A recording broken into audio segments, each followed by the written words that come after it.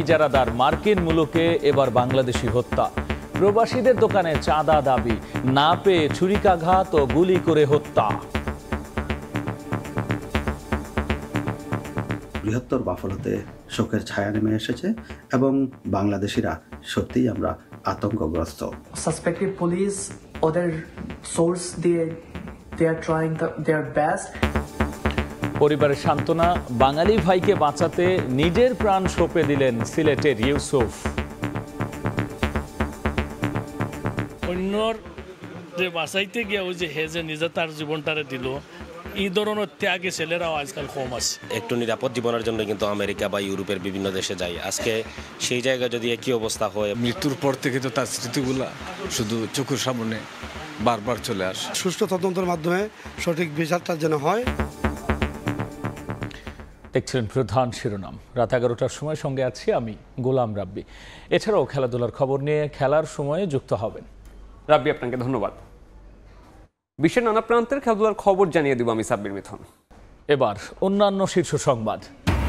তীব্র তাপপ্রবাহে ঢাকা, খুলনা, যশোর, চুয়াডাঙ্গা ও রাজশাহীতে কাল বন্ধ থাকবে মাধ্যমিক স্কুল কলেজ, তবে খোলা থাকবে প্রাথমিক শিক্ষা প্রতিষ্ঠান। হিট স্ট্রোকে আজ মৃত্যু 5।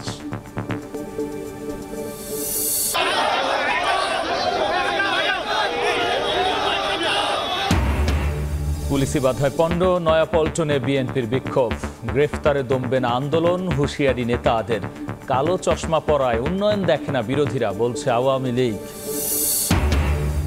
রাজধানীর মহাখালীতে লেকে পড়ে 10 বছরের শিশু নিখোঁজ, 3 ঘন্টাতেও মেলেনি সন্ধান। কাল আবার উদ্ধার অভিযানে শুরু করবে ফায়ার সার্ভিস। বিনিয়োগের একটা নিদারুণ অপচয় হচ্ছে। মোটেই অপচয় মনে করি না, কারণ হলো যে এটা উন্নয়নশীল দেশের একটা ক্যারেক্টারিস্টিক। উন্নয়নের নামে রেলের উদাসীনতায় গচ্চা 4000 কোটি টাকা। 8 বছরে তুলে ফেলা হচ্ছে 125 কিলোমিটার মিটার গেজ পথ। নতুন ব্রডগেজ বসাতে আরও 2টি প্রকল্প। মানবাধিকার আর আইন শৃঙ্খলার বিশ্ব ইজারাদার মার্কিন মুলুকে এবার 2 বাংলাদেশিকে হত্যা করল বন্দুকধারীরা। নিউ ইয়র্কের বাফেলোয় এই ঘটনা ঘটেছে। প্রবাসীরা জানিয়েছে, নিহত বাবুলের দোকানে চাঁদা দাবি করে বন্দুকধারীরা, আর না পেয়ে গুলি ছোড়ে তারা। ঘটনাস্থলেই মারা যান বাবুল ও ইউসুফ। অস্ত্রধারীকে ধরতে অভিযানে নেমেছে দেশটির পুলিশ। নিহত দুজনের গ্রামের বাড়ি সিলেট ও কুমিল্লায়।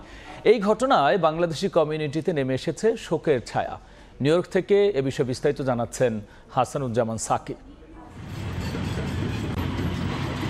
শনিবার দুপুর 12:30টার দিকে 911-এ খবর পেয়ে নিউ ইয়র্কের বাফেলো শহরের জেনার স্ট্রিটে পৌঁছায় আইন শৃঙ্খলা রক্ষাকারী বাহিনী ও সোয়াট টিম।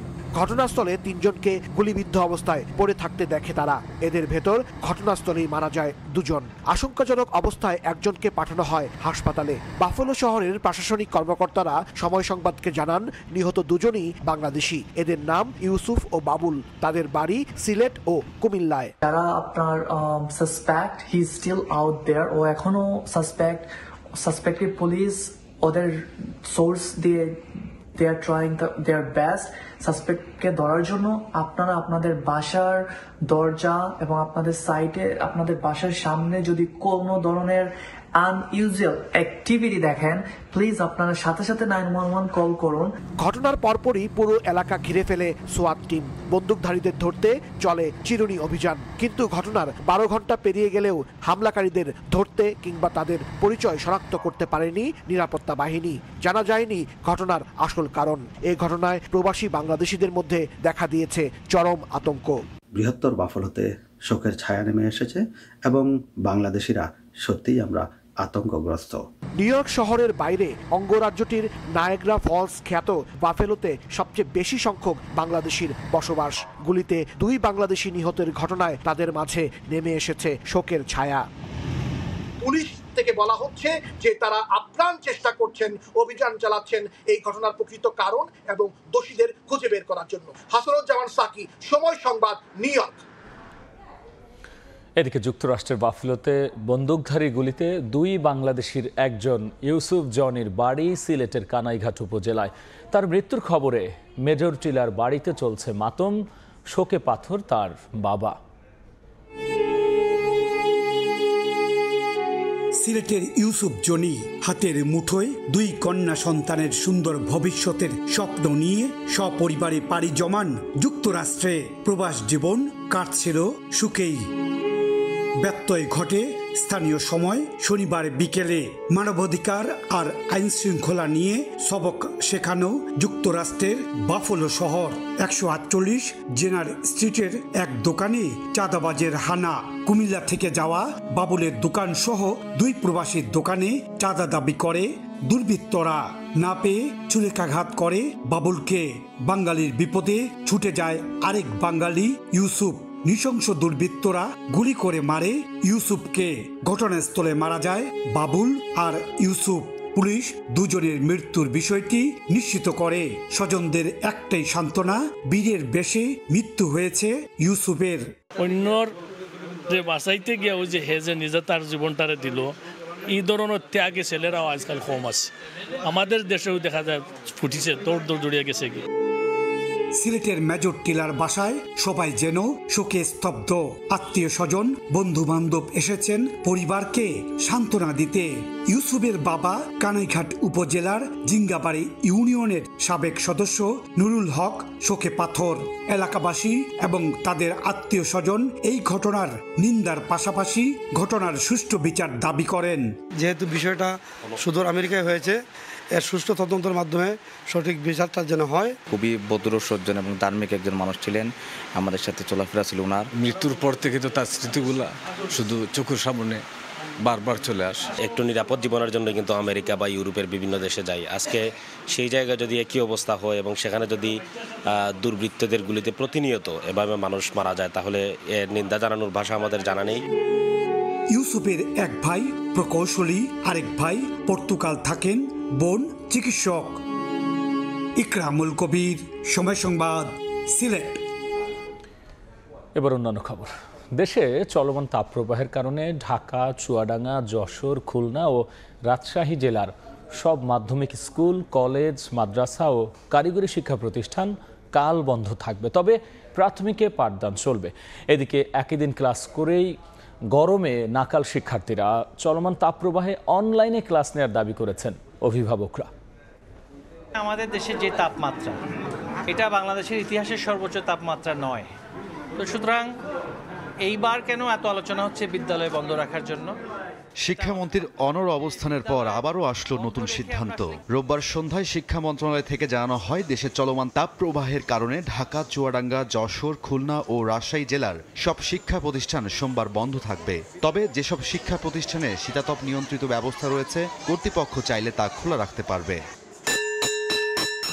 এর আগে 20 এপ্রিল থেকে পরবর্তী নির্দেশনা না দেওয়া পর্যন্ত স্কুল বন্ধের ঘোষণা দিয়ে অভিভাবকদের আপত্তি সত্ত্বেও 28 এপ্রিল থেকে শিক্ষা প্রতিষ্ঠান খোলা রাখার সিদ্ধান্ত জানায় মন্ত্রণালয়। 1 মাস বন্ধের পর রোববার খুলে দেওয়া হয় শিক্ষা প্রতিষ্ঠান। শিশু কিশোরদের কলকলালিতে শ্রেণীকক্ষের প্রাণ ফিরে পেলেও বিপত্তি বেঁধেছে তীব্র তাপপ্রবাহে। বিরূপ আবহাওয়া যেন অনেকটাই স্নান করে দেয় শিক্ষার্থীদের। এই টাইমটার মধ্যে অনেক গরম থাকে, আসতেই তো অবস্থা খারাপ হয়ে যায়। ক্লাস আর কি করবো সারাদিন। অসহ্য এই গরমেও বসতে হয়েছে গাদাগাদি করে। মাথার উপর ফ্যান থাকলেও তা যেন স্বস্তি দিতে পারেনি। তাই অনেকের হাতে হাত পাখা বা চার্জার ফ্যান। হাতে থাকা রুমাল বা টিস্যু দিয়ে ঘাম মুছে অস্বস্তি থেকে মুক্তি পেতে অনেকের চেষ্টা। স্কুলে আসা যাওয়ার ভোগান্তিতে অনেকটাই কেড়ে নেয় পড়ার মনোযোগ। আমার গরম লাগতেছে, এখন স্কুল বন্ধ থাকলে ভালো হতো। এক পর্যায়ে অনেক শিক্ষার্থী গরমে অসুস্থ হয়ে পড়ে। তাদের প্রাথমিক চিকিৎসা দেওয়া হয় স্কুলের স্বাস্থ্য কেন্দ্রে। ক্লাসরুমে অনেক খারাপ লাগছিল, বমি বমি ভাব আর মাথা ব্যথা করছিল। এখন ছুঁয়েছিলাম, ভালো লাগতেছে এখন। স্কুল ড্রেসের ভিতরে একটা পাতলা সুতি, গেঞ্জি টাইপের কাপড় পরা, যাতে ওটা ঘেমে গেলে তারা সেটা সোক করতে পারে। একটা এক্সট্রা রুমাল রেখে দেওয়া, যে একটু বাচ্চাদের ইনস্ট্রাকশন দেওয়া যে তোমরা বারবার ঘামটা মুছে ফেলবে। তীব্র তাপপ্রবাহের পরিবর্তন না হওয়া পর্যন্ত অনলাইনে শিক্ষা কার্যক্রম পরিচালনার দাবি অভিভাবকদের।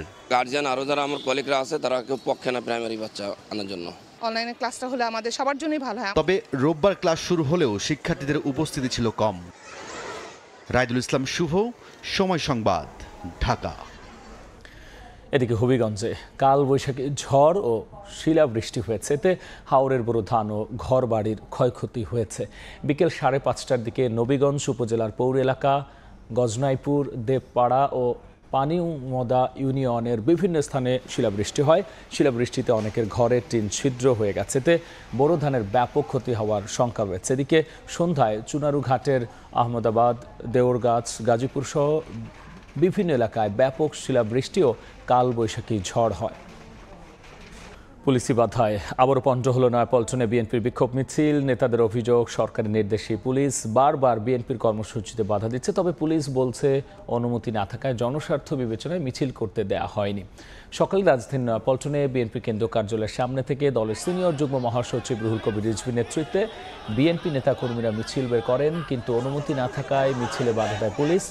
এক পর্যায়ে রাস্তায় বসে পড়েন নেতাকর্মীরা, সেখানেই শুরু করেন সংক্ষিপ্ত সমাবেশ। সিনিয়র নেতার অভিযোগ করেছেন, বিরোধী দল দমন করে ক্ষমতাসীনরা একদলীয় শাসন কায়েম করার অপচেষ্টা করছে।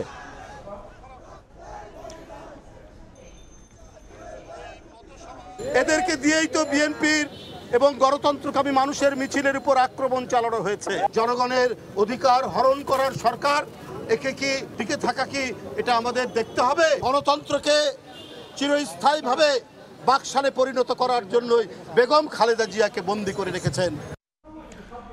কালো চশমা পরা বিএনপি এদেশের উন্নয়ন দেখতে পায় না। পাকিস্তান প্রধানমন্ত্রীর বাংলাদেশ নিয়ে করা মন্তব্যে লজ্জা পাওয়া উচিত বলে মন্তব্য করেছেন আওয়ামী লীগের সাধারণ সম্পাদক ওবায়দুল কাদের। সকালে শেখ জামালের ৭১তম জন্মদিন উপলক্ষে বনানী কবরস্থানে শ্রদ্ধা জানিয়ে একথা বলেছেন তিনি। বন্ধুত্ব তাদের, সেই পাকিস্তানও আজ বাংলাদেশের উন্নয়ন দেখতে পায়। একসময় বোঝা পারত, এখন লজ্জিত হচ্ছে পাকিস্তানের প্রধানমন্ত্রী। এতে রিজভীদেরই লজ্জা পাওয়া উচিত। ফ্রি অ্যান্ড ফেয়ার ইলেকশন হয়েছে, এখানে কোনো বিদেশি চুক্তির চাপ ছিল, আমরা কোনো চাপ অনুভব করিনি। তিনি কোন কারণে কার চাপে ইলেকশনে এসেছেন সেটা তাকেই পরিষ্কার করে বলতে হবে। রাজধানীর মহাখালীর টিবি গেট লেকে পড়ে 10 বছরের শিশু নিখোঁজ হয়েছে। এই মুহূর্তে ঘটনাস্থলে আছেন রিপোর্টার আসিফ মোহাম্মদ সিয়াম। সরাসরি যাচ্ছি তার কাছে।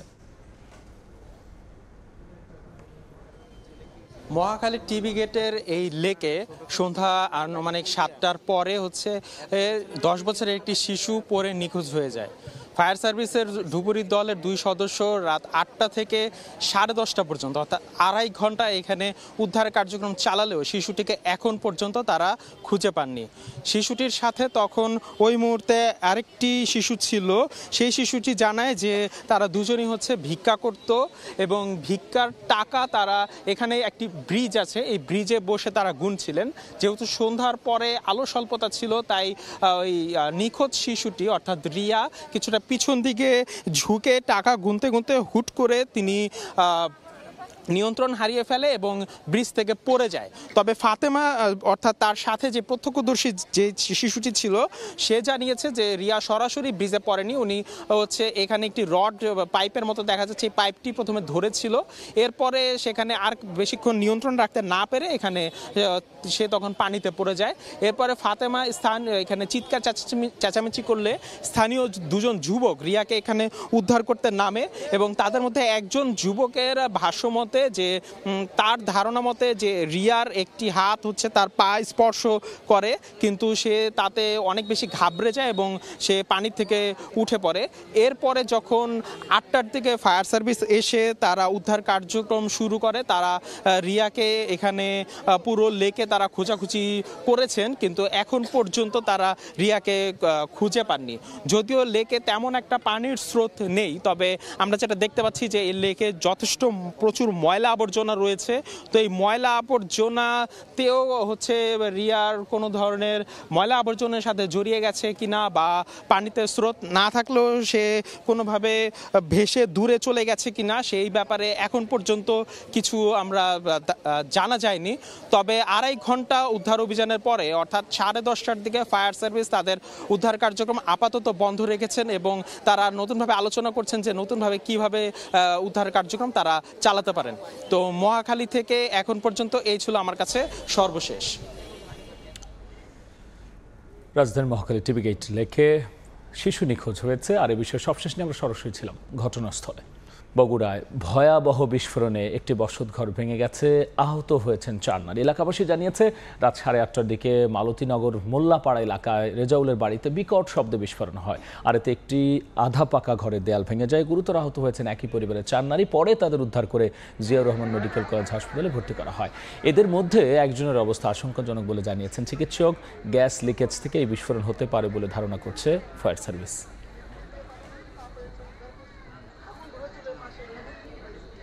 400 আসনের বেশি লোকসভা আসনের জয় নিয়ে তৃতীয়বারের মতো সরকার গড়বে মোদি, এমন দৃঢ় বিশ্বাসের কথা জানিয়েছিলেন প্রধানমন্ত্রী নরেন্দ্র মোদি নিজেই। এমনকি বিজেপির পশ্চিমবঙ্গ রাজ্য নেতৃত্ব মনে করেছিলেন 400রও বেশি আসন পাবে বিজেপি। তবে এখন বা সর্বশেষ কি ঘটছে, ভারত থেকে সেই বিশ্লেষণ তুলে ধরছেন সহকর্মী সুব্রত আচার্য। ভারতের লোকসভা ভোটের প্রথম 2 পর্বের ভোটের পর চলছে চুলচেরা বিশ্লেষণ, আর এতে উঠে এসেছে চমকের সম্ভাবনার কথা। গোবলয় বা হিন্দি বলয়ের কয়েকটি রাজ্য উত্তরপ্রদেশ, মধ্যপ্রদেশ, ছত্তিশগড় এবং রাজস্থানের ভোটে বড় ধাক্কা খেতে পারে বিজেপি। গতবারের চেয়ে কম ভোট পড়ায় এই আশঙ্কা তৈরি হয়েছে বলে মত বিশ্লেষকদের। গোবলয়ে প্রথম দফায় 63 এবং পরের বার 61% ভোট গ্রহণ হয়েছে। শুধু তাই নয়, 400 আসনের বেশি জয়ের যে টার্গেট প্রধানমন্ত্রী নরেন্দ্র মোদি বেঁধে দিয়েছিলেন, সেই লক্ষ্যমাত্রায় পৌঁছানো সম্ভব নয় বলেও মনে করছেন তারা। 2 দফার ভোটের পর এমনই নানা রকম আশঙ্কার পূর্বাভাস দিয়ে খবর প্রকাশ করছে দেশটির বিভিন্ন গণমাধ্যম। জানিয়ে রাজনৈতিক মহলে রীতিমতো শুরু হয়েছে চর্চা। তবে কেউ কেউ এটাও বলছেন, প্রথম এবং দ্বিতীয় দফার ভোটে 190 লোকসভা আসনের মধ্যে বিজেপি গতবারের জয়ী 92 আসন ধরে রাখলে 400 আসনের হিসেব অতিক্রম সম্ভব হবে। এদিকে 2 দফায় উত্তরপ্রদেশে ভোট হয়েছে 17 লোকসভা আসনে। 80 আসনের উত্তরপ্রদেশে 70 আসন না পেলে বিজেপির 400 আসনের স্বপ্ন পূরণ হবে না বলেও মত বিশ্লেষকদের। তাই মুসলিম অধ্যুষিত এই 17 আসনে যদি বিজেপির পক্ষে ভোট না পড়ে, তবে গোটা উত্তরপ্রদেশের 70-এর টার্গেট পূরণ হবে না দলটির। সুব্রত আচার্য, সময় সংবাদ, ভারত। এই ছিল আমার কাছে থাকা দেশ বিদেশের খবর।